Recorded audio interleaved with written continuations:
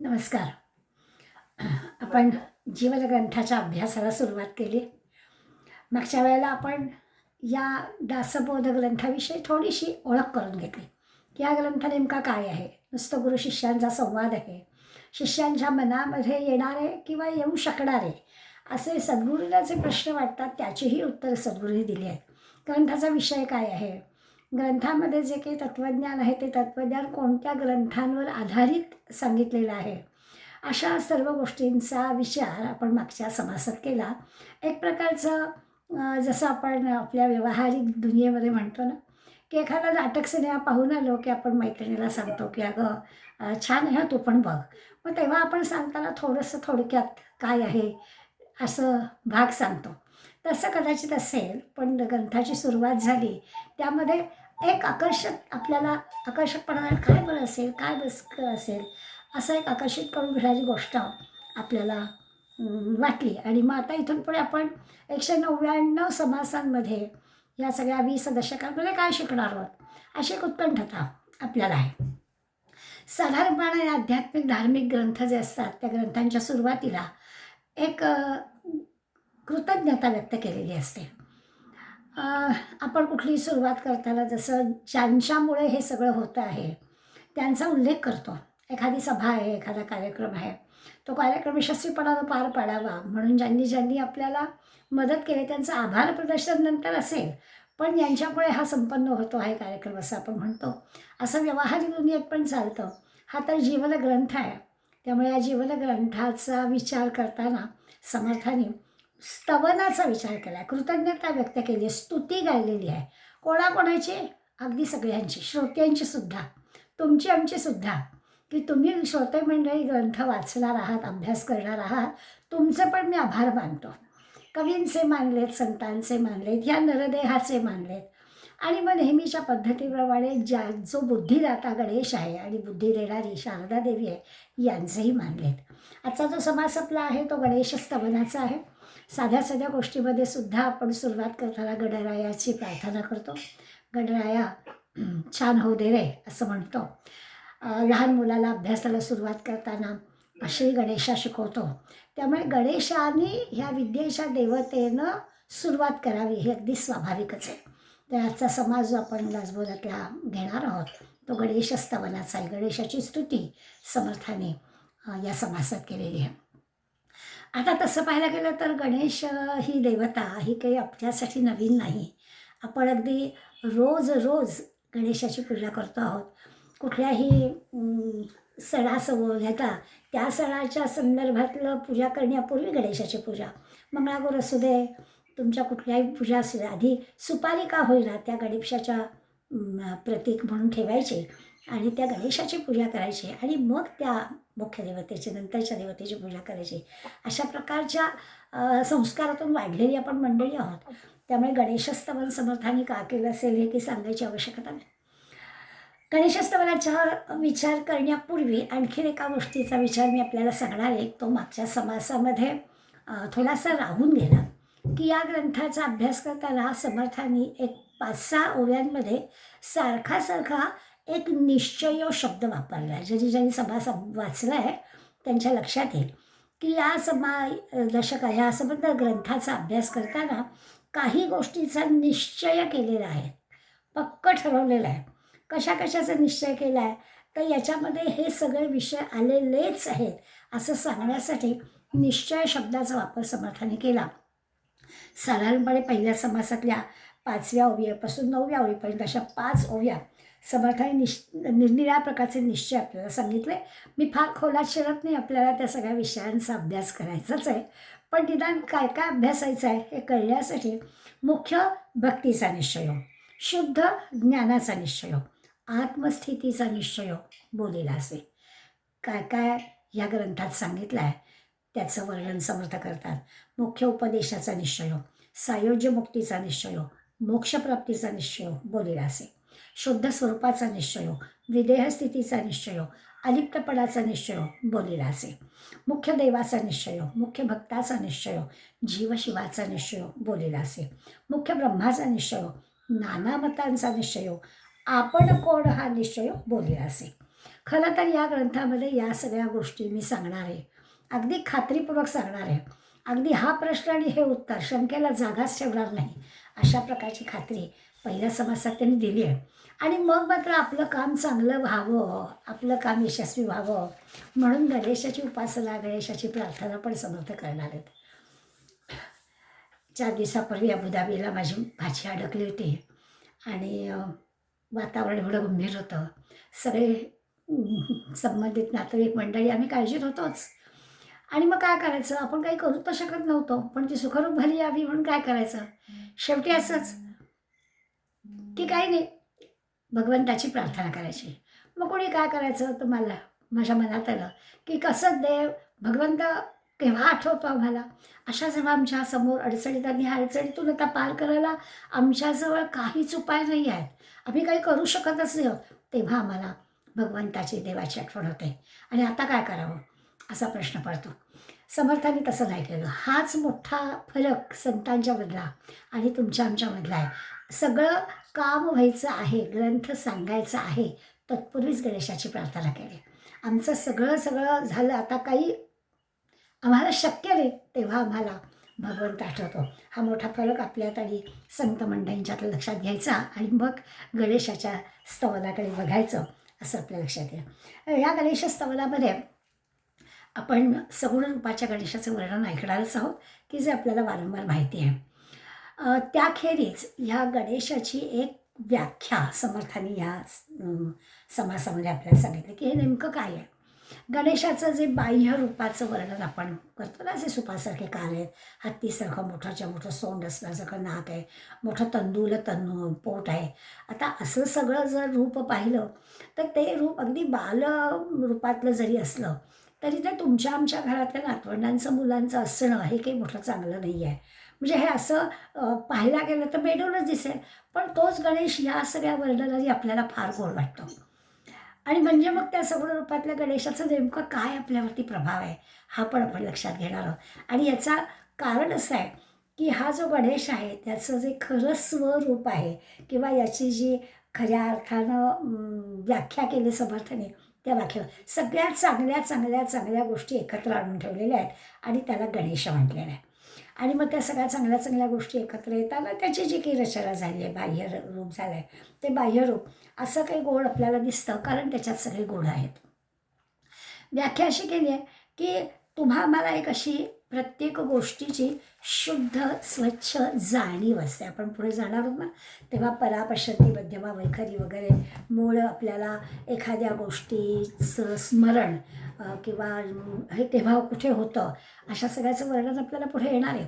पण ते जे काही आपलं मूळ आपल्याला एखादी गोष्ट सुचते असं आपण जे म्हणतो, तर तसं जे आहे ते जे जाणवणं आहे, अजून त्याला शब्दरूप यायचं आहे, त्याची प्रत्यक्ष कृती घडायची आहे, पण जे आपल्याला जाणवणं आहे, हे जे काही शुद्ध जाणवणं असतं ना, त्याला एक शब्द आहे, त्यालाच म्हणायचं ईश्वर. आणि ह्या गणेशाचं जे वर्णन आपण आता करणार आहोत ते ईश्वराचं वर्णन आहे.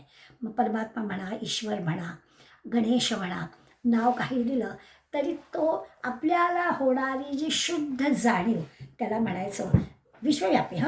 आम्हाला होते त्या जाणीवा भोवतालच्या सगळ्या वातावरणातून आणि आपल्या सगळ्या स्वार्थ, अपेक्षा याच्यावर असतात. विश्वव्यापी जाणीव जी आपल्याला होते त्याला ईश्वर म्हणायचं. म्हणजे आता आणखीन त्याचं सोपं करायचं झालं म्हटलं तर आपल्याला असं म्हणता येईल की आपल्याला प्रत्येक गोष्टीचा अर्थ कळावा असं वाटतं. नेमका ह्याच्यामागे काय अर्थ आहे, ह्याचा अर्थ काय हे कळावं असं वाटतं. आता हे जे अर्थ समजणं आहे ना, ते अर्थ समजणं म्हणजे ज्ञान होणं आहे, ज्ञानाकडे नेणं आहे. ज्ञानाकडे नेणं आहे याचा अर्थ अज्ञान नाहीसं होणं आहे. खरं खरं शुद्ध जे काही आहे ते समजणं आहे. असं जे आपल्याला कळावंसं वाटतं, असं जे ज्ञान व्हावं असं आपल्याला वाटतं, यासाठी आपल्याला ज्याची काही मदत लागते, ती मदत लागणारी जी अधिष्ठात्री देवता आहे ती गणेश आहे. आणि म्हणून या गणेशाला वंदन करायला समर्थ आपल्याला सांगतात आणि स्वतःकडे समर्थ पण करतात. आता ही सगळी जी काही ग्रंथाच्या मुळे ज्ञानसाधना समर्थ करणार आहेत त्याच्यामध्ये काही अडकाठी येऊ नये, काही अडचणी येऊ नयेत, संकटं येऊ नयेत. आणि त्यासाठी म्हणून ह्या ज्ञानस्वरूप गणेशाची कृपा आपल्याला प्राप्त व्हावी असा अगदी सर्वसाधारण अर्थ आहे. सामान्य माणसाचं असं थोडं असतं की एखादं चांगलं काम आपण केलं की आपल्याला त्याचं श्रेय मिळावं, कोणीतरी म्हणावं की बस चांगलं झालं, तुम्ही होतात म्हणून झालं, असं म्हणावं असं आपल्याला वाटतं, सामान्यपणानं वाटतं. संतांच्या आणि आपल्यामध्ये तोच फरक आहे. मग आता हे जर असं आहे तर संत जेव्हा चांगलं काम करतात तेव्हा ते त्यांचं श्रेय आपल्याकडे घेत नाहीत, ते श्रेय इतरांना देतात. सामान्य माणूस श्रेय आपल्याला घेतो की मी केलं म्हणून झालं, मी नसतो तर कठीणच होतं. परंतु संत तसं करत नाहीत. संत सगळे श्रेय जे आहे ते इतरांना अर्पण करतात.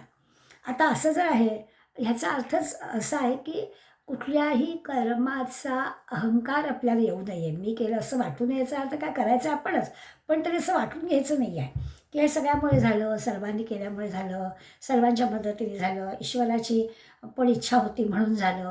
अशा प्रकारचा विचार यायला पाहिजे आणि या सगळ्यांच्या सहकार्याने आपल्याला हे सत्कर्म करता आलं असं वाटलं पाहिजे. अशी प्रामाणिक धारणा ही आपली पण असायला हवी, पण आपली नसते, संतांची आहे. त्या संत आपल्याला शिकवत आहेत की अशीच धारणा असायला हवी. आणि म्हणून ते पहिल्या सुरुवातीला सांगा की ज्यांच्या कृपेमुळे हे सगळं ग्रंथलेखन झालेलं आहे त्या सगळ्यांबद्दल मी एकदा कृतज्ञता व्यक्त करणार आहे. आणि म्हणून म्हटलं तसं की हा सगळा जो दशक आपल्याला अभ्यासायचा आहे ना, इथून पुढे 9 समास आपल्याला अभ्यासायचे आहेत, ते सगळे असेच आहेत.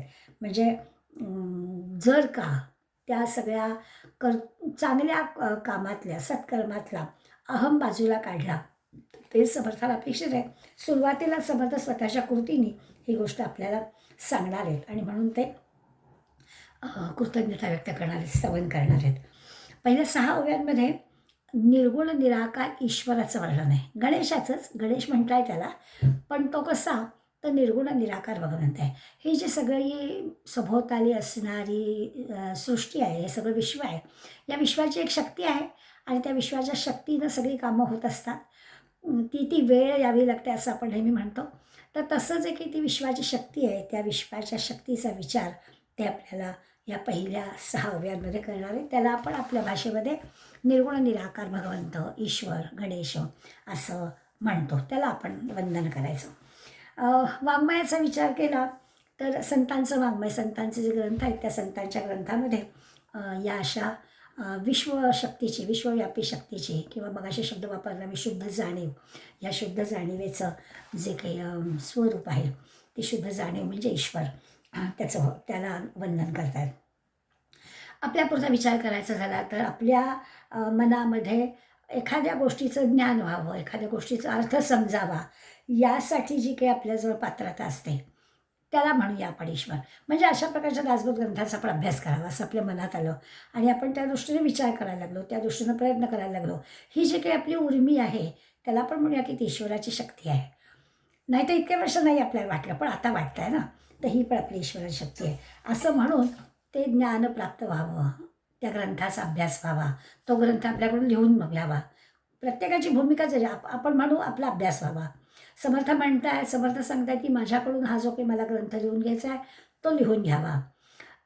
अशा प्रकारच्या जे काही करायचं आहे ते आपल्याकडून व्हावं यासाठी केलेली ह्या ज्या शक्तीची प्रार्थना, ती शक्ती म्हणजे गणेश आहे. हे जे सगळं ज्ञानसाधना चालू आहे आपली, अभ्यासाची असेल किंवा समर्थांचे ग्रंथलेखनाचे असेल, ते सगळं त्याच्या कृपादृष्टीनं पार पडावं, अडचणी येऊ नयेत. मगाशी म्हटलं तसं की सहज सगळं सुलभ व्हावं आणि म्हणून त्याला म्हटलं पण आहे विघ्नहर्ता, की काही आल्या अडचणी तर तो ते हरण करेल, तो दूर करेल. अशा प्रकारच्या पहिल्या 6 ओव्यांमध्ये तात्विक वर्णन समर्थाने केलं आहे. त्याची काय काय नावं आहेत ती पण आपल्याला दिली आहेत. सगळा समास काही मी वाचणार नाही आहे, पण जे वाचतात त्यांना हे कळेल की निरनिराळ्या प्रकारची विशेषणं समर्थाने गणेशाला वापरले आहेत. आत्ता म्हटलं तात्विक, विश्वव्यापक वगैरे शक्ती सगळं ठीक आहे, परंतु त्या निर्गुण निराकार भगवंताला, ईश्वराला गणेश म्हटलं आहे, सर्व सिद्धी फलदायका म्हटलं आहे, अज्ञान भ्रांती छेदका म्हटलं आहे. शब्द छान वापरले आहेत. आपलं अज्ञान दूर होणार आहे, आपली भ्रांती म्हणजे जो काही मनातला गोंधळ, yes no, to be not to be, ते सगळं जाणार आहे आणि खऱ्या अर्थाने आपल्याला बोध होणार आहे. अशी सुरुवात या गणेशाच्या वंदनाने, आणि म्हणून त्याला मी नमस्कार करतो आहे. काय व्हावं, तर तुझा माझ्या अंतरामध्ये सतत तुझं स्थान असावं. असं अंतरात स्थान असेल सर्व काय तुझंच माझ्या अंतकाळात वास्तव्य असेल तर आपोआपच माझ्याकडून चांगल्या गोष्टी घडतील. समर्थ स्वतःकडे इतका कमीपणा घेतात. ते म्हणतात माझं वाक्शून्य असं वदवावे. म्हणजे मी खरं तर माझ्या वाणीमध्ये एवढी शक्तीच नाही आहे, मी खरं बोलू शकणारच नाही आहे, पण तुझी कृपा झाली तर माझ्या वाणीला सुद्धा धुमारे फुटतील आणि मी वाक्शून्य जरी असलो तरी माझ्याकडून हे सगळं ग्रंथ आपोआपच होईल. अशा प्रकारचा समर्थ या पहिल्या 6 ओव्यांमध्ये सांगणार आहेत. जर पुढल्या याच्यामध्ये अजून एक समर्थ वर्णन करतात की त्याची कृपा झाली तर काय घडतं, तर हळूच आपल्याला नामस्मरणाची पण महती दाखवून देतात की खरं आहे की या भगवंताची कृपा झाली तर आपल्या हातून जे घेतलेलं काम पुरं होईलच, पण होऊन जाती कशामुळे, तर नाम मात्रे त्याच्या नामाचं स्मरण करण्याने सुद्धा आपल्याला गोंदवलेकर महाराजांचं स्मरण होईलच. गोंदवलेकर महाराजांनी सांगली गंगेचं पाणी हातात घेऊन सांगितलेलं आहे की मी अगदी हातात पाणी घेऊन सांगतो की मी दुसरं काहीच केलं नाही, फक्त श्रीराम जयराम जय जयराम. त्या नामस्मरणाचं महत्त्व पण जाता जाता समर्थ आपल्याला सांगतात की नामस्मरणाने कुठल्याही प्रकारची गोष्ट जी आहे, म्हणजे एक तर सगळी संकटं दूर होतातच होतात आणि आपण जे काही चांगलं कार्य घेतलेलं आहे ते पार पडेल. म्हणून जाता जाता म्हणजे आपण जे लहानपणापासून आपल्याला संस्कार झाला की गणपतीचं स्तोत्र म्हणायचं, तर ते म्हणण्याने काय होणार आहे, तर ते जाता जाता सांगितलं की हो नुसत्या म्हणण्याने सुद्धा त्याचं स्मरण होणार आहे. त्याचं स्मरण होणार आहे याचा अर्थच त्याचं जणू काही वास्तव्यच आपल्यामध्ये राहणार आहे आणि आपण जे काही करणार आहोत ते काम यशस्वी होईल, काही अडकाट येणार नाही आणि त्याची मदत, त्याची शक्ती आपल्याला प्राप्त होईल. म्हणून त्याला अशा पद्धतीनं पुढल्या 7व्या ओवीपासून त्याला सगळ्या सगुण रूपाचं वर्णन केलेलं आहे. सगुण रूपाच्या वर्णनामध्ये आपण अडकतो नाही असं नाही, कारण आपल्याला ती सगुण मूर्तीची सवय आहे. पण त्या सगुण मूर्तीचं वर्णन करण्यापूर्वी मी एका पुस्तकाचा परिचय तुम्हाला करून देणार आहे आणि त्या पुस्तकामध्ये जे काही सांगितलेलं आहे, म्हणजे पुन्हा असं होईल ना की मी निरनिराळी उदाहरणं देईल, गैरसमज असा होईल की एवढी सगळं मीराने वाचलं आहे की काय, तर नाही. ज्यांनी कोणी वाचलं आहे आणि ज्यांनी आपल्याला सांगितलं आहे त्याचा आधार घेऊन अथर्वशीर्षावरती शंकर अभ्यंकर, आदरणीय शंकर अभ्यंकरांनी फार सुंदर पुस्तक लिहिलं आहे. त्यांनी निरनिराळ्या गणेशासंदर्भातल्या काही ग्रंथांचा उल्लेख केला आहे. उदाहरण द्यायचं झालं तर आपल्याकडे 2 पुराण आहेत, अनेक पुराण आहेत, त्यातली 2 पुराणं जे गणेश पुराण आणि मुद्गल पुराण, या 2 पुराणात या गणेशाच्या स्वरूपाचं आणि स्वाभाविकच सगुण आणि निर्गुण निराकार ह्या गणेशाचं वर्णन केलेलं आहे. आपल्याकडे जसं आपण भगवद्गीता म्हणतो, भगवंतानी अर्जुनाला सांगितली, तशी एक गणेश गीता आहे. गणेशाने आपला जो एक शिष्य भक्त वरेण्य नावाचा, त्या वरेण्याला केलेला उपदेश ही गणेश गीता पण आहे. आता या सगळ्यातून आपल्याला गणेश कळणार आहे, पण आपण काही गणेश पुराण वाचायला गेलो नाही, मुद्गल पुराण वाचायला गेलो नाही, गणेश गीता वाचायला गेलो नाही. आणखीन एका उपनिषदामध्ये एक उपनिषद आहे पूर्ण तापिनी नावाचं. या उपनिषदामध्ये एक भार्गव गणेश संवाद आहे आणि दुसरी विनायकाची योगशक्ती किंवा या गणेशाचं किंवा विनायकाचं प्रत्येक देवताचं एक यंत्र असतं, रचना असते, यंत्राची पूजा असते, उपासना करण्याची पद्धत असते. या सगळ्या संबंधीची माहितीसुद्धा या पूर्वतापिनी उपनिषदामध्ये दिलेली आहे.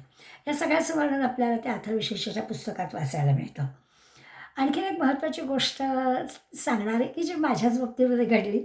मी शाळेमध्ये काम करत असताना एका विद्यार्थ्याने मला विचारलं की बाई या गणपतीचा जन्म भाद्रपदात, आपल्याला गणपतीची सुट्टी असते ना, आपण घराघरातून गणपती आणतो. लोकमान्य टिळकांनी सार्वजनिक गणेशोत्सवाची सुरुवात केली, त्यामुळे सार्वजनिक ठिकाणी पण गणपती आपण आणतो आणि एक उत्सवाचं आपण लहानपणापासून वातावरण अनुभवतो.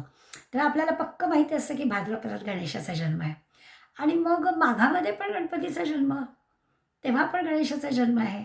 आणि खरंच सांगते की त्या मुलानीच विद्यार्थ्यांनी म्हणेपर्यंत मलाही ही गोष्ट माहिती नव्हती. तो मला 2-2दा कसा काय गणेशाचा जन्म. पण मग आदरणीय शंकर अभ्यंकर या अथर्वशीर्ष पुस्तकातून जणू काही मला मदतीला आले असं म्हणूया. आणि त्यांच्या पुस्तकामध्ये गणेशाच्या 4 अवतारांचं अगदी व्यवस्थित टेबल तयार करून आपल्याला दाखवलेलं आहे की ह्या ज्या देवता आहेत ह्या देवतांना प्रत्येक युगामध्ये त्यांचा अवतार दाखवलेला आहे. त्या गणेश पुराणात ह्याची सगळी माहिती आहे. त्याचं आपल्याला सांगतात की अगदी कृतयुगामध्ये म्हणजे सत्ययुगामध्ये कश्यप आदितींच्या पोटी गणेशाचा जन्म झाला. हा जो गणेश आहे हा गणेश महोत्कट किंवा त्याला विनायक असं म्हटलेलं आहे. आणि हा 10 हातांचा आहे. त्याचं वाहन सिंह आहे. अत्यंत पराक्रमी आहे आणि देवांतक आणि नरांतक नावाच्या राक्षसांना तरी ठार केलेलं आहे. हा जो कश्यप आदितींचा मुलगा आहे आणि आत्ता म्हटलं त्याचं नाव विनायक, त्याचा जन्म माघामध्ये झालेला आहे.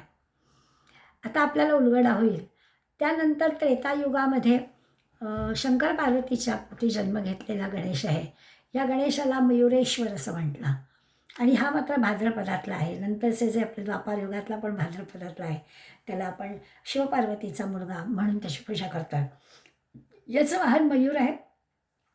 याला 6 हात आहेत आणि हा पण पराक्रमी दाखवला आहे आणि सिंधू दैत्याचा त्यांनी वध केला आहे. तिसरा द्वापार युगामध्ये पण गणेशाचा जन्म सांगितलेला आहे पुराणामध्ये. हाही शंकर पार्वतीचा पुत्र सांगितला आहे. याचं नाव गजानन आहे. आपण जी आरती करतो त्या आरतीमध्ये ज्या गणेशाचं वर्णन केलं जातं ते सगळं या द्वापार युगातल्या गणेशाचं वर्णन केलं जातं. याला 4 हात आहेत. याचं वाहन उंदीर आहे. हाही अत्यंत पराक्रमी आहे आणि यांनी सिंधुरासुराला ठार मारलेला आहे. आणि आता कलियुगाचा मात्र विचार करताना धूम्रवर्ण या नावाचा गणेश असणार आहे. आता तो कधी जन्माला येणार आहे, कोणत्या रूपामध्ये येणार आहे माहीत नाही, पण तो 2 हात असणारा म्हणजे मानवी रूपामध्ये जन्माला येणार आहे. पराक्रमी तर नक्कीच असणार आहे आणि यवनाला मारण्यासाठी त्याचा जन्म असणार आहे. अशा प्रकारचं एक माहितीपूर्ण असं हे गणेश पुराणातल्या अवतारांचं चित्र आपल्या डोळ्यासमोर आलं की आपल्याला 2 गोष्टी ह्याच्यातून कळतात. एक तर प्रत्येक युगामध्ये या गणेशाच्या देवतेचं अवतार झालेला आहे आणि ही जी देवता आहे ही देवता म्हणजे तुमच्या आमच्यासारख्या नरदेहामध्ये आता तो कलियुगामधला धूम्रवर्ण येईल असं हे आहे. पण या आधीचे जे आपल्याला दाखवलं होते त्या वेळेला देवता म्हणून त्याच्याकडून मिळणारी शक्ती माणसाने सज्जनाने मिळवावी यासाठी घेतलेलं ते रूप आहे असं आपल्या लक्षात येईल. म्हणून मग गणेश पुराणात ह्या 4 अवतारांचा पण विचार त्यानिमित्तानं माघामधला हा विनायक कोण आणि भाद्रपदातला गजानन कोण हेही आपल्याला लक्षात येतं. आणि मग या दोघांचे जन्म म्हणजे 2 वेगवेगळ्या युगातल्या देवता ह्या आहेत. अर्थात दोन्ही सगुण रूपं जी त्यांची आहेत ती एकच आहे. गणेशाचंच आपण त्याच मूर्तीची पूजा आपण माघामध्ये करतो आहोत. विनायक त्यालाच आपण म्हणतो आहोत. सगळे जे गुण दाखवलेले आहेत ते सगळे तसेच आहेत. सगुण रूपामधले त्याच्या अवयवांचं जे वर्णन आहे ते तसंच आहे. अगदी माऊली ज्ञानेश्वरीमध्ये वाङ्मयीन मूर्ती गणेशाची असं समजून वाङ्मयीन मूर्तीची पूजा करतात तेही वर्णन तसंच आहे. त्यामुळे बाह्य सगळ्या बाह्य गोष्टींमध्ये काहीच फरक नाही. फरक एवढाच आहे की माघातला जो आहे तो कृतयुगातला सत्ययुगातला विनायक आहे आणि भाद्रपदातला जो आहे तो गजानन हा शिवपार्वतीचा मुलगा आहे. दोघांच्या याच्यातले आणि आता या समासाचा अभ्यास करताना समर्थ आपल्याला सांगणार आहेत कृते जनार्दनो देवो त्रेतायाम रघुनंदना द्वापारे रामकृष्णौच कलौ चंडी विनायको असं समर्थ पण आपल्याला ह्या समासात सांगणार आहेत की कृतयुगामध्ये आपण ह्या जनार्दनाचा म्हणजे विनायकाचं हे केलं. आता हे सगळ्या बुद्धीच्या देवता त्रेतायुगामध्ये श्रीराम म्हटलं, द्वापारयुगामध्ये रामकृष्ण म्हटलं आणि आता कलियुगामध्ये मात्र आपण चंडी विनायको देवी आणि गणेशाचं. आता हे सगळं जे की आहे देवता स्वरूप असणारं आपण करत असणाऱ्या सत्कार्याला जे की आपल्याला बळ मिळायला हवं, ताकद मिळायला हवी, ती जो कोणी देणारा आहे त्याची स्तुती करणं, त्याची कृतज्ञता व्यक्त करणं, त्याची उपासना करणं हा सगळा याच्या मागचा आधार आहे. आता मी म्हटलं की विश्वामध्ये जी शुद्ध जाणीव आहे ती शुद्ध जाणीव जेव्हा आपल्या अंतःकरणाला त्या शुद्ध जाणीवेचा स्पर्श होतो आणि त्यामुळे त्याला आपल्याला ज्ञान होतं त्या गोष्टीचं. त्या शुद्ध जाणीव झाली की आपल्याला ती गोष्ट काय ते कळते. याला गणेश असं म्हणायचं. आता त्या गणेशाला सगुण रूपात आणल्यामुळे आपण त्या सगुणातल्या सगळ्या गोष्टीचं वर्णन करणार आहोत. त्या सगुण रूपामधले त्याचे जे काही अवयव आहेत, त्या अवयवांमध्ये असलेली जी शक्ती आहे, त्या शक्तीचा आपण विचार करणार आहोत. कारण त्या शक्तीतूनच आपल्याला जाणीव होणार असते. असं सगळं वर्णन आपल्याला करायचं आहे. आणि मग आता बुद्धीची देवता आहे. आपण प्रत्येकात आरंभी त्याची पूजा करतो आहे. हे सगळं बरोबर आहे. शुद्ध जाणीव म्हणजेच आपण ते सत्कार्य जे आहे ते सुरू करणं आहे. आता प्रत्यक्ष सगुण रूपातल्या गणेशाचं वर्णन करताना समर्थ प्रत्येक ओवीमधून एक एक सांगणारच आहेत. पण त्याच्यातलं आपण मात्र हे असं वर्णन का केलं असेल याचा विचार करून पुढे जाऊया. जसं आहे की ती जी सोंड आहे ती अशी आत वळवलेली आहे. मुरडी व शब्द वापरला आहे त्याला, की ती आत वळवलेली आहे. आता आत वळवलेली आहे म्हणजे काय? सोंड आत वळवलेली आहे म्हणजे काय? तर ते एक अंतर्मुखतेचं प्रतीक आहे. आपल्याला सुद्धा अंतर्मुख व्हायला सांगितलेलं आहे. हा अनुभव आपल्याला पुढे संबंध दासबोधामध्ये अनेक ठिकाणी समर्थ घ्यायला सांगणार आहे, की अंतर्मुख झालं की आपल्याला त्यातलं योग्य अयोग्य कळतं. हा अनुभव आपल्याला असतो बरं का, आपण तितक्या बारकाईनं पाहत नाही. त्याला नाव देतो आपण, की मला असं इंट्युशननी वाटलं आणि मी केलं. मला कोणी सांगितलं नाही, पण मला असं वाटलं. आणि हे जे आपल्याला वाटणं असतं, ती जी जाणीव असते, ती जाणीव शुद्ध जाणीव असते, तेव्हा त्या गणेशाची शक्ती आपल्या त्याला मिळालेली असते. आपण कुठलंच वाईट कृत्य, दुष्कृत्य त्याच्यातून करत नाही. आतला आवाज ज्याला आपण म्हणतो ना, तो आतला आवाज आपला अगदी सत्सद विवेक बुद्धीचा चांगलाच असतो. योग्य निर्णय आपला आतला आवाज देतो. ते जे आहे, ती जी शक्ती आहे, ती शक्ती म्हणजे हे गणेशाची शक्ती आहे असं आपल्याला कळेल. मग ते दाखवण्यासाठी ती जी सोंड आहे ती अशी मुरडी व आत वळवलेली आहे. अंतर्मुखतेचं प्रतीक असं दाखवलेलं आहे. असा नृत्य करणारा गणेश आहे. निरनिराळ्या गोष्टी सांगितल्यात. काही काही गोष्टींचा आपण विचार करू, ओव्या वाचताना कळेल आपल्याला. आता तो नृत्य करणार आहे. नृत्य करणं म्हणजेच तल्लीन होणं, आनंदात असणं आहे. आपण सगळ्यांनी तसंच असलं पाहिजे. सतत प्रसन्न असलं पाहिजे. आपण जे करतो आहोत ते करण्यामध्ये आपल्याला आनंद वाटला पाहिजे. आणि ही जी काही अशी एक आनंदाची, सात्विकतेची जी खूण आहे, ती भगवंताकडे बघितलं, गणेशाकडे बघितलं आपल्याला लगेच येते. सो प्रसन्न वाटतं. साधं गणेशाच्या मंदिरावरून जरी आपण जातो, असं एक सेकंदभर जरी आपण थांबलो तरी ती मूर्ती पाहिली की आपल्याला प्रसन्न वाटून जातं. हे जे काही आहे ते त्याच्या सगुण रूपाची प्रसन्नता जशी आहे तशी आपल्या प्रत्येकाच्यावरती असावी याच्यासाठी ते आपल्याला त्याला नृत्य करतानाच दाखवलं आहे. ते नृत्य करणं म्हणजेच प्रसन्न असणं, आनंदी असणं, असं सगळं तल्लीन होणं, एकाग्र होणं, या सगळ्या गोष्टी त्याच्यात आल्याच. नृत्य करताना सगळं लागतं ना. नुसता ठम्म बसलेला आहे माणूस, तर त्याच्याकडे बघून काय प्रसन्नता, आनंद नाही होणार.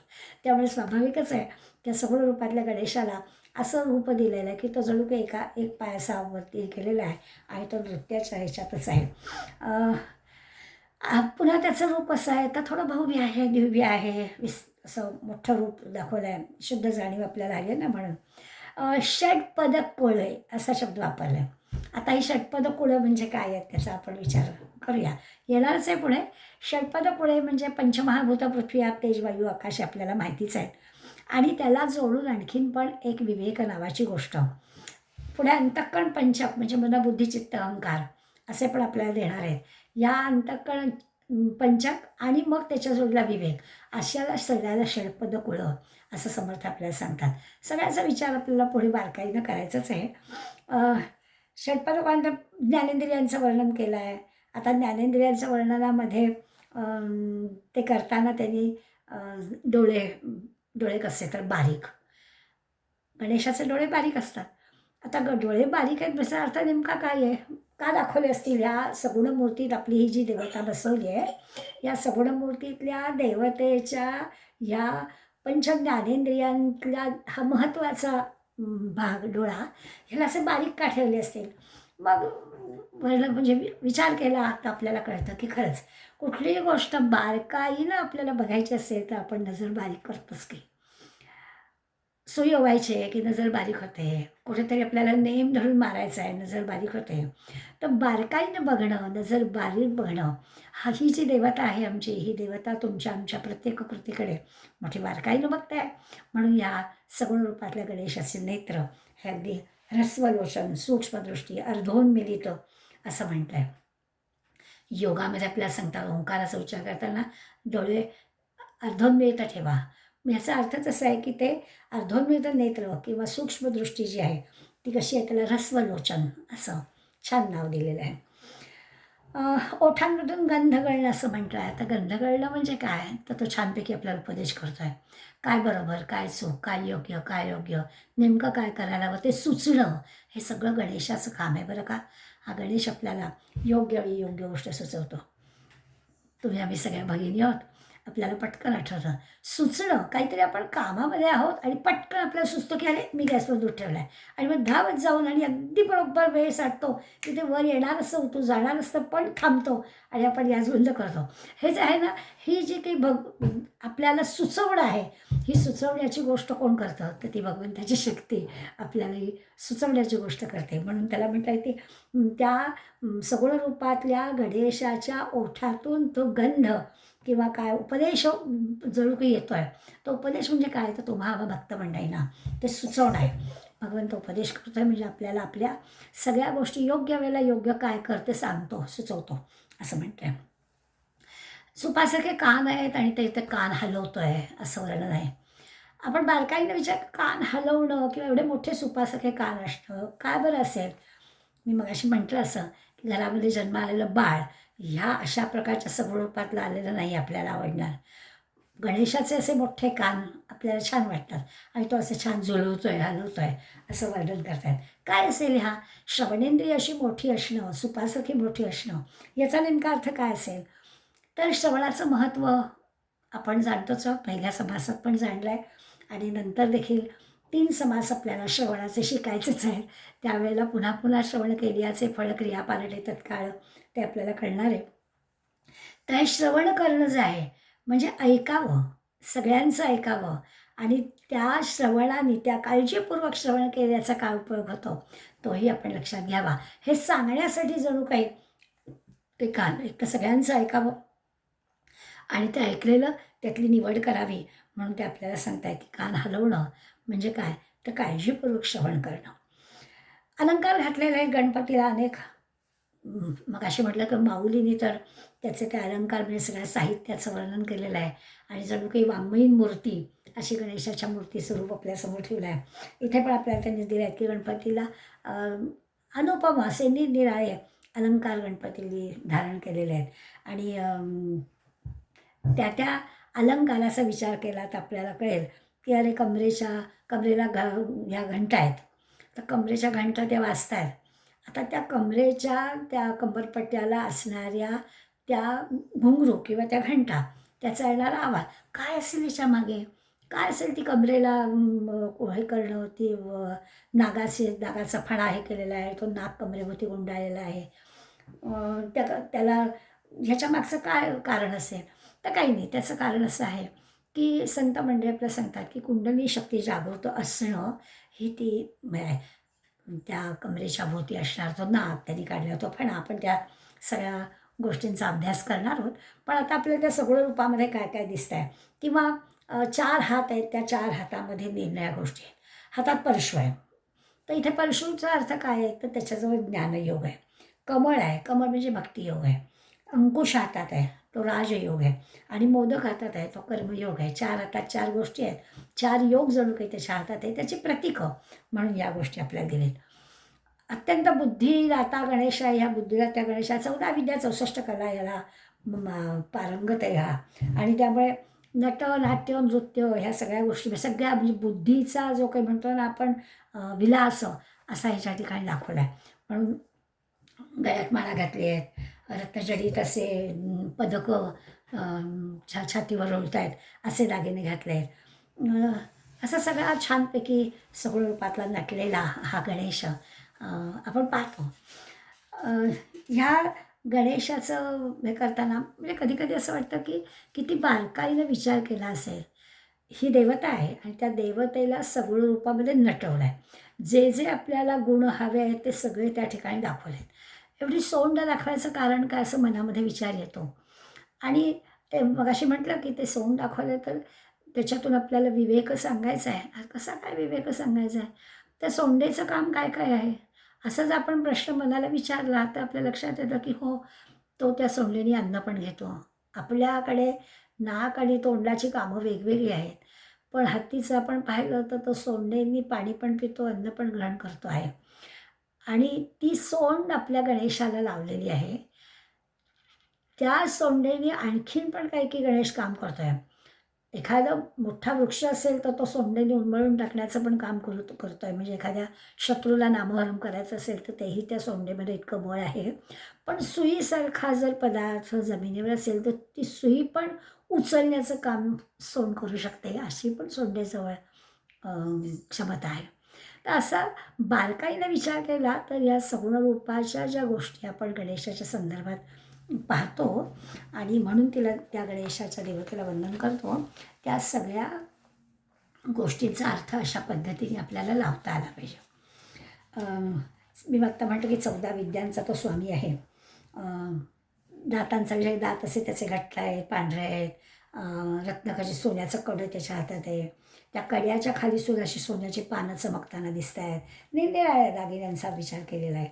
आणि मग या सगळ्याचा जो एक असं छान सुबक म्हणूया, खरं तर शरीरानं स्थूल आहे, पण तरी स्थूल असला तरी सुबक दिसणारी ही गणेशाची मूर्ती आहे.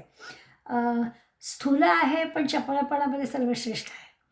म्हणजे असे सगळे गुण त्या ठिकाणी आपल्याला दिसतात. म्हणतात की उदर मोठा का दाखवला आहे, तर तुम्ही अभिभक्त मंडळी काही चुकीच्या गोष्टी करतच असतो, तर आपल्याला मोठ्या मनाने माफ करायला हवं ना. तो सगळे आपले अपराध पोटात घेतो जणू काही, म्हणून त्या गणेशाचं पोट पण मोठं दाखवलं आहे. अशा निरनिराळ्या सगळ्या त्यांच्या अवयवांचा, त्यांच्या अलंकाराचा अर्थ आपल्याला लावून लोक सांगतात. आणि ते सगळं असं आपल्याला पटतं की खरं आहे की अशा सगळ्या गोष्टी आहेत. आणि तरी देखील ती अशी सुबक, छान, सुडवलं आणि मूर्ती आपल्याला भावते, आवडते. त्याच्याभोवती अष्टनायिका आहेत आणि त्या सगळ्या अष्टसिद्धी, म्हणजे थोडक्यात असा सगळा सुंदर नटलेला असा सगळं रूपातला गणेश आहे. शंकरराव भंडकरांचा उल्लेख केलाच होता मी. त्यांनी जेव्हा ह्या गणेशस्तवनाबद्दल केलं तेव्हा त्यांनी एक गणेशदास, आपल्याला ना गोष्टी सांगितल्या की मुद्दा जरा पटकन पटतो. जसे आपल्या महाराष्ट्रामध्ये समर्थ रामदास, तसं काशीला एक गणेशदास नावाचे संत होऊन गेले. आणि समर्थाला जसं त्यांचं दैवत राम, तसं या गणेशदासाचं दैवत गणेश. आणि त्यामुळे त्याला काही नाही, जळी स्थळी काष्टी पाषाणी म्हणतात ना, तसं गणेशाशिवाय दुसरं काही नाही. अशा गणेशाचा हा भक्त असा हा होता, काशी क्षेत्री होता. आणि मग त्याचं वर्णन करतात, अगदी सत्पात्री लोक त्याला मानत असत. संत म्हणून त्याचं स्वाभाविकच अंतर्बाह्य वागणं त्याचं चांगलं होतंच. उन्मनी अवस्थेतच असायचं आहे, त्यामुळे अजून कशाचं काही भान नसायचंच. तहान नाही, भूक नाही, झोप नाही, आपलं गणेशाच्या नामस्मरणामध्ये सतत राहणं. अशा मंडळींची काळजी पण लोक घेतात. त्यामुळे कुठेही जाणं, काही करणं, पण गणेशाच्या अंतर्बाह्य गणेशमय असं झालेलं होतं. म्हणजे समर्थ म्हणतात ना की मी रामकथा पल्याड नाही, तसं जणू काही या गणेशदासाचं होतं की गणेशाशिवाय त्याला काही नाही, नावच याचं गणेशदास, असा हा संत होता. एक दिवस गंमत झाली, त्या काळामध्ये पायी प्रवास केला जायचा, की कुठेतून जंगलातून गणेशदास चालले होते. आणि यांनासुद्धा भेटणारी मंडळी एक 3-4 जण चौर असणारी मंडळी त्याला वाटेत भेटली. आणि मग हे तर काय मग्नच ना गणरायाच्या नामस्मरणामध्ये, तर याला काही ते चोर आहेत काय आहे काही नाही. तरी आपलं विचारलं तुमचं नाव काय, आता गणेशदास, त्यामुळे नाव काय, गणेश असं म्हटलं. आणि मग आणखीन पुढचं की तुम्ही या जंगलातून कुठे चाललाय, काय चाललाय, तर जो तो सोम आहे, तत्वमसी. त्यामुळे त्यांनी हे केलं, तुम्ही आहात तोच मी आहे, तुम्ही ज्याला स्वतः मी म्हणताय तो मी, पण तुम्हीच आहे, तुम्ही पण मीच. तर काय ह्या बोलण्याचा अर्थ, चोरांच्या त्यांची जी काही क्षमता होती त्या क्षमतेवर अर्थ लावला की हा पण चोरच दिसतो आहे. घातले असतील भगवी कपडे, साधूबुवा वैरागी असेल, हिंडतो फिरतो आहे कमंडलू हातात घेऊन, जवळ याच्या काही नाही, नुसती खांद्याला जोडी आहे, गणेशदास नाव सांगतो आहे, पण म्हणतो आहे असं जो तू सोम आहे, तुम्ही जसा तसा म्हणजे हा पण चोरच असावा, असा अर्थ या चारांनी लावला. आणि मला बरं झालं, आपल्याला आणखीन एक मदतीला मिळाला. आणि मग त्यांची जी काही त्या दिवशीची कामगिरी होती, त्या कामगिरीला याला पण बरोबर न्यावा, ह्याच्या जोडीमध्ये सगळं जे काही महत्त्वाचे काही लूट आपल्याला मिळेल, सोनं नाणं त्याच्या जोडी तुला लावा, अशा प्रकारचा काहीतरी विचार या मंडळीने केला असेल. आणि याला घेऊन ते गेले. जवळच्या एका गावामधल्या वाड्यावर, श्रीमंत माणसाच्या वाड्यावर दरोडा घालायचं ठरलं होतं त्यांचं. यांनी याला म्हटलं, हा नवीन आहे, याचं काही माहिती नाही काय, म्हणून याला सांगितलं, तू आपल्या वाड्याच्या तिथे ह्याच्याशी बस. काही कोणाची चाहूल लागली तर मात्र आम्हाला सावध कर, एवढीच कामगिरी तुला दिली, बाकी काही नाही, बाकी आम्ही बघतो काय करायचं ते. आणि म्हणून ह्याला वाड्याच्या दिंडी दरवाजापाशी बसवलं आणि हे सगळे आत गेले. थोड्या वेळाने हा एक असा आहे की अंतर्मुख असणाऱ्या या संत गणेशदासाला भानच नाही ना, तो जंगलात आहे, वाड्यात आहे, चोरी करतो आहे, काय करतो आहे, याचं काहीच नाही. तो त्याच्या नामस्मरणामध्ये मग्न आहे. आणि या नामस्मरण मग्न असलेला त्या शांततेचा इतका छान अनुभव आला की तो सगळा गणेशमय झाला. त्यांनी त्या झोळीमधला आपला शंख काढला आणि छानपैकी वाजवायला सुरुवात केली. याला वाटलं की याला सांगितलेलं सावध करायला. शंख वाजल्याबरोबर घरातली मंडळी पण सावध झाली ना, शंखाचा आवाज ऐकून. पण चोरांनी हे दाखवली, चोर पटकन पळून आले. ह्याच्या सकट ते सगळेजण जंगलामध्ये पसार झाले. आणि मग आल्यावर त्याला विचारलं की अरे तू असं का केलंस, काय असं तुला दिसलं म्हणून तू आम्हाला शंख वाजू सावध केलंस. मला नाही, मला काही माहीत नाही मी काय केलं ते. मी आपलं मला वाटलं म्हणून मी, त्यांच्या लक्षात आलं की हे काहीतरी वेगळंच आहे. तर ते 4 चोर ह्याला खूप म्हणजे बोलले. पण ह्याचा एकंदर आविर्भाव पाहून यांच्या लक्षात आलं की हा काय असं का म्हणतो आहे. मग त्यांनी आपल्या सगळ्या अंतर्मुखतेचा विचार करून सांगितलं की अरे सगळीकडे मला गणेशच दिसतो आहे. तुम्ही मला बसायला सांगितलं, माझ्या भोवती सगळं जे काही होतं ते सगळं गणेशच दिसत होतं. आणि मग एवढं सगळीकडे गणेश गणेश दिसत असताना मला आनंद झाला आणि म्हणून मी त्या आनंदाच्या भरामध्ये शंख वाजवला. आणि संतांच्या सान्निध्यात आल्यानंतर चोर जरी झाले ते त्यांच्यावर पण कसा बदल होतो. आणि मग त्या कथेमध्ये गणेशदासाच्या सांगितलं आहे की त्या चौघांनी ह्याचं सगळं पाहिला. गणेशाच्या एकंदर संत अनुभव. आणि म्हणाला की अरे ह्याला काय चोर काय, साव काय, पैसा काय, नसला काय, तहान काय, भूक काय, झोप काय, जंगल काय, काहीच भान नाही आहे. इतका तो त्या गणेशस्तवनामध्ये मग्न आहे. आणि मग याचा परिणाम स्वाभाविकच चोरांवर झाला वगैरे वगैरे. आणि बहुधा ते सगळे चोर त्यांचं हे जे दुष्कृत्य होतं ते टाळून चांगले झाले. मुद्दा एवढाच आहे की ह्या गणेशदासाच्या या अशा प्रकारच्या ह्याच्यामुळे आपल्याला कळतं की संतांचं वागणं कसं असतं. हे आत्मज्ञानी संत जे आहेत, सगळीकडे गणेश दिसणारा हा जो गणेशदास आहे, भगवद्गीतेत जसं वर्णन केलेलं आहे की विद्याविनय संपन्ने ब्राह्मणे गविहस्तिनी, की सगळीकडे समत्वच आहे. मग तो कोणीही असू दे, कुत्रा असू दे, गाय असू दे, हत्ती असू दे, ह्या सगळ्यांमध्ये एकच एक भाव दिसतो. सगळीकडे ईश्वरच त्यांना दिसून येतो. हा जो काही विचार गीतेत सांगितलेला आहे तोच गणेशदासाच्या मनात होतं. जसं आपण आपल्या नाथांच्या बाबतीत म्हणतो की काशीच्या विश्वेश्वराला पाणी हे करायचं, गंगेचं पाणी आणायचं होतं, पण तहानेनं व्याकुळ झालेला दिसतोय ना मला, मग त्याला पाणी देणं अधिक महत्त्वाचं आहे. सगळीकडे ज्याला ईश्वर कळतो त्याला ही गोष्ट कळते. आणि त्यांनी त्या तडफडणाऱ्या गाढवाला पाणी दिलं. किंवा नामदेव जसा कुत्र्याच्या मागे शेळी भाकरी घेऊन जातो म्हणून तूप घेऊन गेला, कारण सगळीकडे ईश्वर दिसतो आहे. ही जी काही गोष्ट आहे तीच आपल्याला सांगायची की आपण सुद्धा काय करायला पाहिजे की आपल्या प्रत्येक चांगलं काम होण्यासाठी या गणेशाच्या स्मरणात आपल्याला राहिलं पाहिजे. कथा सांगण्यामागचा उद्देश एवढाच असतो की आपण त्या विषयाशी जोडलेले राहतो. म्हणजे आपल्याला असं वाटतं की मोठी जरी माणसं झालो तरी कथेत माणूस रमतो. तर त्या काळासाठी रामदास तसे गणेशदास. आणि रामदासाला जसं सगळीकडे राम, तसं गणेशदासाला सगळीकडे गणेश दिसतो.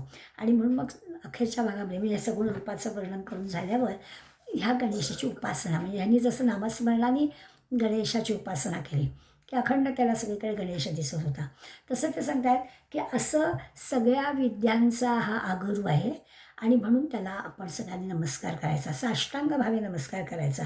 म्हणजे आपल्या सगळी जी काही कामं आहेत ती सगळी सुरळीतपणे पार पडतील. मी गमतीने म्हणते की आपल्या आधीची पिढी म्हणायची आणि त्या सवयीनं आपण पण म्हणतो की साधं अगदी लाडू करायचं झाले, रवा भाजायला घेतला तरी गणपती राया गजानना चांगले होऊ देत रे, असं म्हणण्यामागचा उद्देश आपला तोच असतो. करायचं आपणच, करणारे आपण जरी असतो तरी त्याच्यामागे असणारी जी शक्ती आहे ती भगवंतानी आपल्याला द्यावी आणि योग्य पद्धतीनं छान आपल्याकडून ते काम करून घ्यावं. असं व्यवहारातल्या साध्या साध्या गोष्टीत आपण पाहतो. ती जी शक्ती आहे ती गणेश शक्ती आणि सगळ्या विद्यांचा, कलांचा तो आगरू आहे, सागरू आहे, त्याला आपण नमस्कार करावा असं समर्थ आपल्याला सांगतात. 25व्या ओळीमध्ये म्हणतात, ऐसा सर्वांगी सुंदर, म्हणजे सगुण रूपातलं वर्णन करून झालं.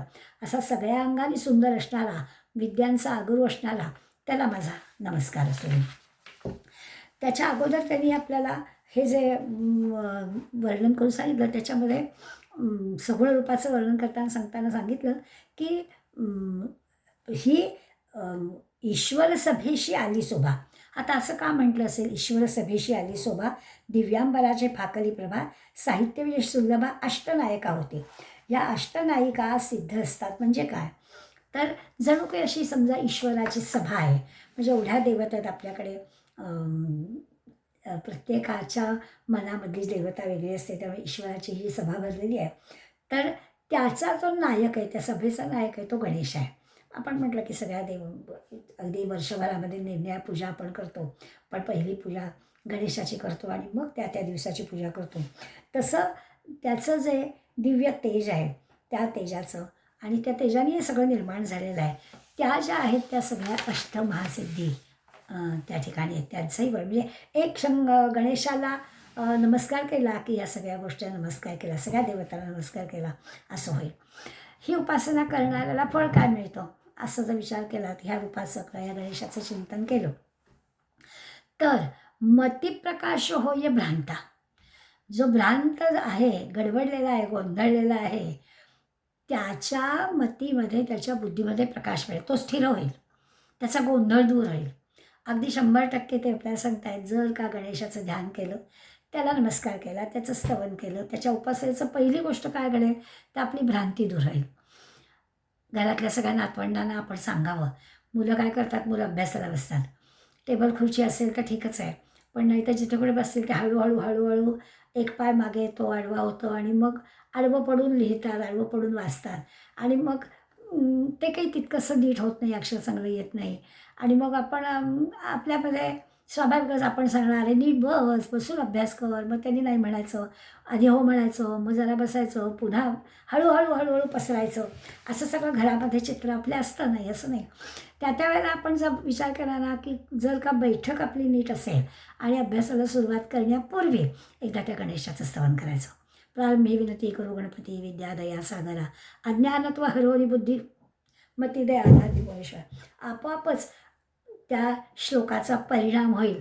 भले त्या शब्दांचे अर्थ कळत न कळत प्रार्थना करून अभ्यासाला सुरुवात केली की स्वाभाविकच कमी वेळामध्ये जास्त अभ्यास मुलांचा होतो. करून बघण्यासारखी गोष्ट आहे.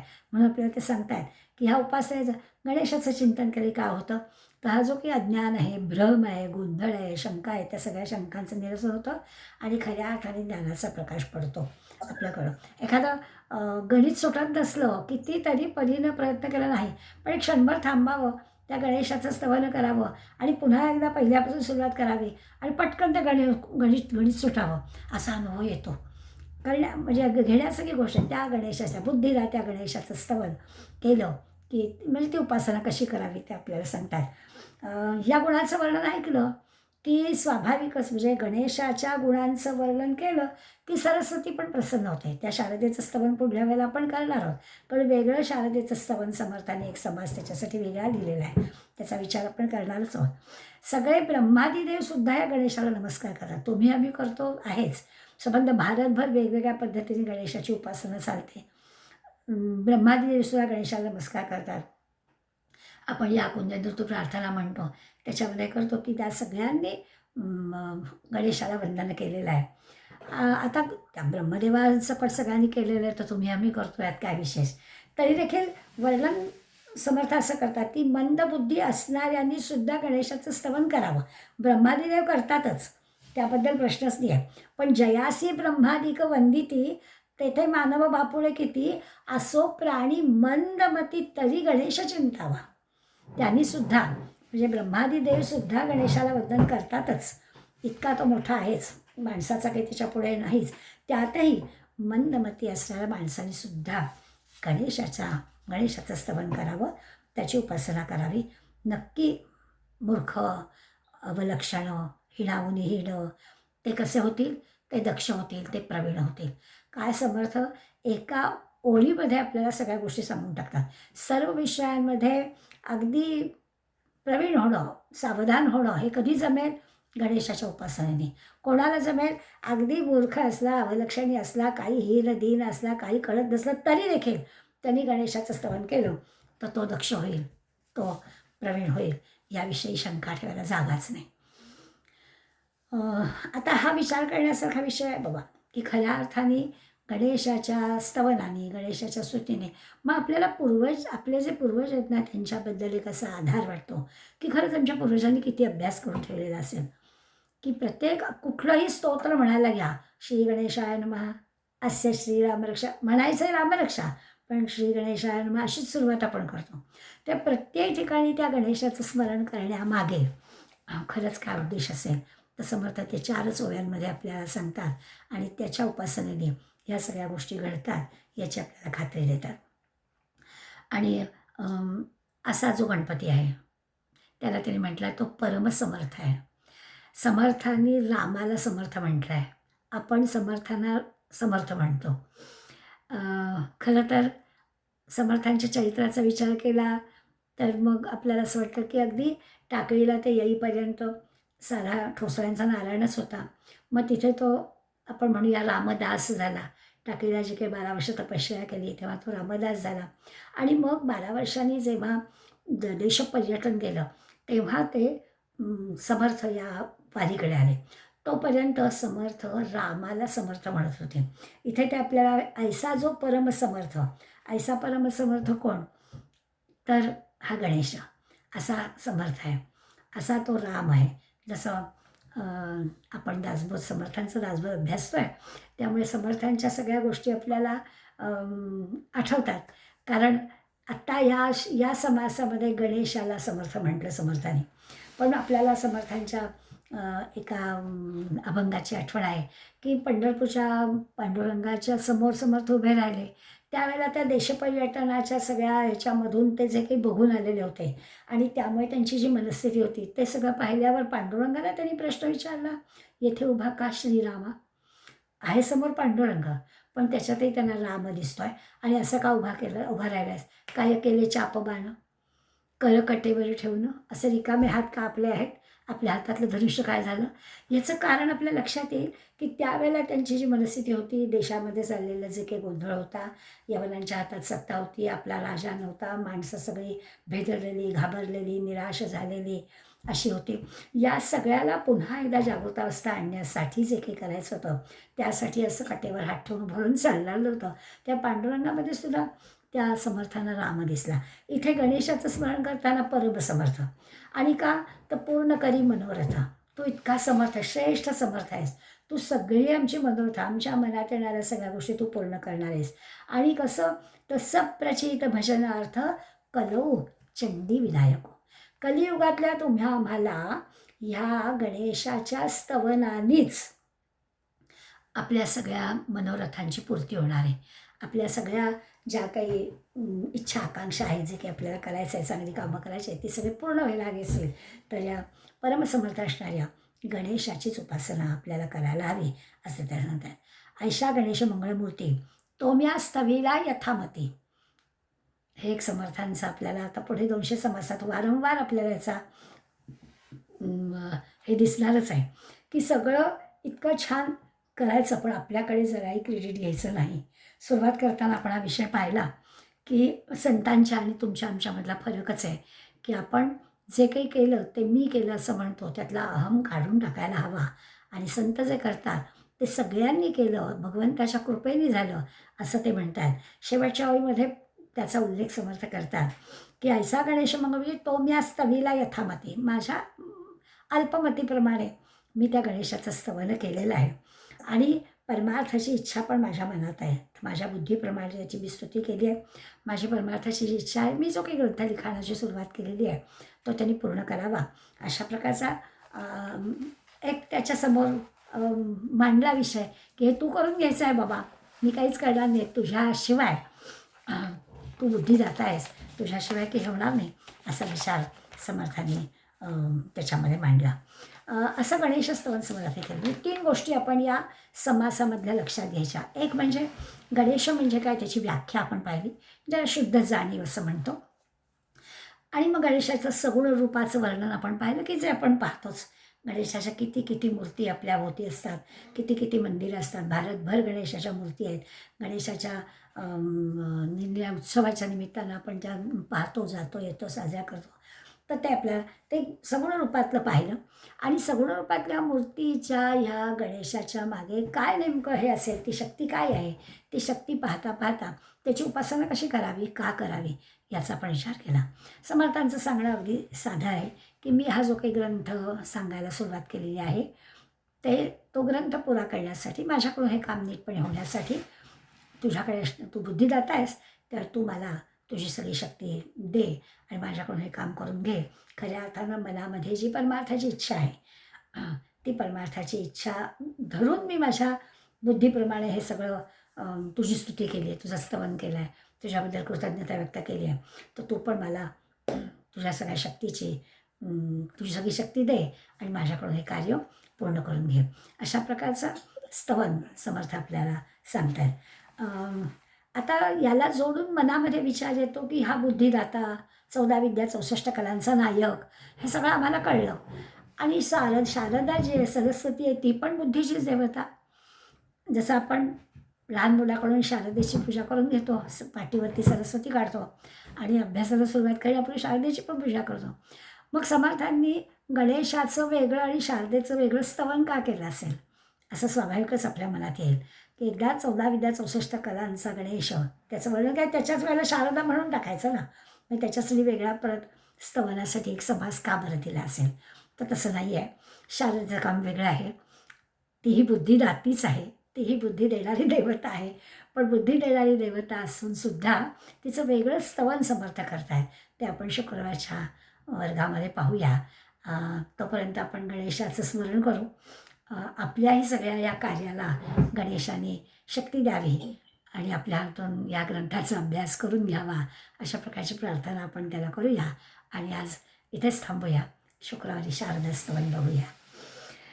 तव स्मरण संतत स्फुरणदाय्या घडो, त्वदीय गुणकीर्तन ध्वनिसुरम्य करणी पडो. स्वदेशहित रक्षणा विण दुजी कथा नावडो, तुझ्या समय्या मुची तनुही देश काळजी पडो. जय जय रघुवीर समर्थ.